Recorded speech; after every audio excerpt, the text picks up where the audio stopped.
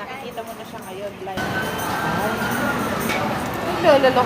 So pumunta tayo sa Shakey's para i-try itong Classic Hero. Meron silang solo at meron din silang classic combo sa halagang 199 pesos. May kasama na siyang iced tea tsaka mojos. Hindi ko expect yung actual size nila kasi sa picture medyo malaki. So yung palaman may premium ham, salami, pepperoni, tapos mga vegetables katulad ng black olive. Yung lasa niya para lang typical na bread na may ham. Tapos parang may kulang siya sa lasa. Kulang siya sa condiments, so dinagdagan ko siya ng tomato ketchup. At dahil may kasama na tayo mojos, dadagdagan natin ng 3 mojos yan. At kulang pa rin sa condiments yan, syempre dadagdagan natin ng white sauce yan. So kasama na siya sa meal. Pag-order kayo guys, talaga must try yung combo. Tapos gawin nyo tong ginawa ko. Kasi medyo boring to pag di nyo nilagyan ng condiments tsaka mojos. Lalong sumarap siya.